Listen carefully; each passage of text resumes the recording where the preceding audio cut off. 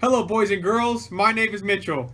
You're right. I'm not Ray or Chris. I gave both from the boot, told them it was my time to shine, and we're going to talk about, well, really, what I want to talk about. So here I am, and here we go. As Chris mentioned in an earlier video, Supreme Court Justice Antonin Scalia recently passed away. And although he was a great man and did outstanding work for our country, his death is, of course, going to be politicized. As you could probably imagine, the Republicans are going to want someone conservative-minded to be appointed as the next justice. But as you may know, we have a non-conservative president in office right now, and this leads to some problems. The root of all evil here is an unwritten rule called the Thurman Rule. The Thurman Rule says that if a Supreme Court justice dies within 6 months of the current president leaving office, the current president shall not appoint a new justice. The biggest advocate for this rule is Senate Majority Leader Matthew McConnell, who is a Republican. The last thing he wants is Barack Obama to appoint another Supreme Court justice. So, of course, Matthew McConnell is citing the Thurman Rule, which, although not in the Constitution,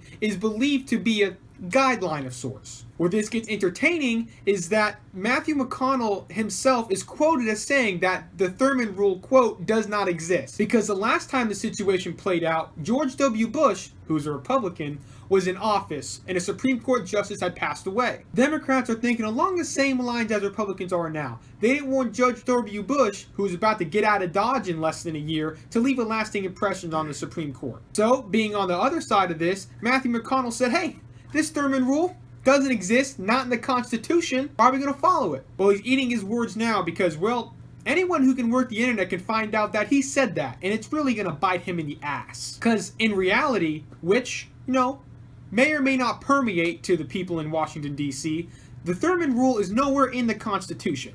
And although the Republicans love to say, we want to follow the Constitution, we want to follow the founding documents of the country, guess what? They don't know up from down from the Constitution. They don't know up, they don't. Here's what the Constitution does say. It says that the president, the one and only, which unfortunately for Republicans is Barack Obama, is constitutionally allowed to appoint the next Supreme Court justice. Much to the chagrin of Matthew McConnell, it looks like he's gonna. Small deviation, why does every Republican on the face of the planet think they can lecture Barack Obama on constitutional law? He's a law graduate from Harvard. He may know a thing or two about the Constitution. Heck, some people in 8th grade civics classes know more about the Constitution than the idiots on Capitol Hill. What really drives me up a wall is that people on Capitol Hill think they can pick and choose when the Constitution applies to them. Guess what? You can't. It's the Constitution. It's the founding document of this country. That's it, period. We had people die face down in the mud on battlefields all over the world to protect this document.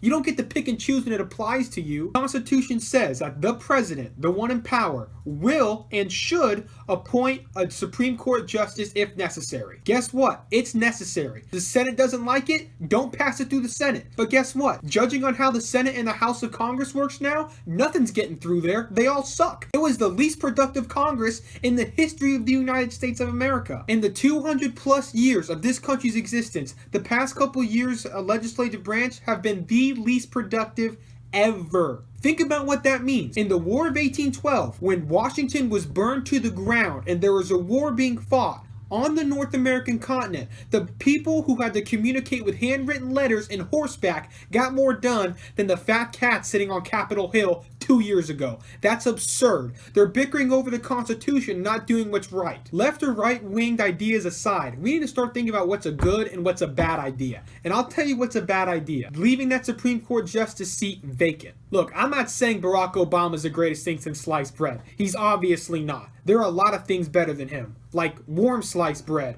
or sliced bread with butter on it. But I think that a Harvard law graduate is pretty qualified to say, hey, you'd make a good Supreme Court justice, or you'd make a pretty crappy Supreme Court justice. It doesn't take a genius to recognize who's a good person of character. The whole assault on conservative ideas versus liberal ideas is a crock of shit anyway. If the right man is there for the job, give him the job. I mean, if you want to work the same job to the day you die, which is what you sign up for your Supreme Court justice, then by all means go for it. That's got to be the most boringest job on the face of the planet. All rants aside, Antonin Scalia was a great person and an outstanding Supreme Court justice, and he's going to get written in the history books as one of the better people in this very murky political time. He's left an incredible legacy for the Supreme Court, and if Barack Obama finds an adequate replacement, you know what? Screw the Thurman Rule. Go put him in office. What are your opinions on this? Am I an idiot? Am I the smartest person you've seen all day? Let me know what you think. Unless you think I'm an idiot, then get the hell out of here. I don't want to hear what you think, dumbass. Once again, I'm Mitchell, and I'm most certainly not Ray or Chris. Have a great day, everybody.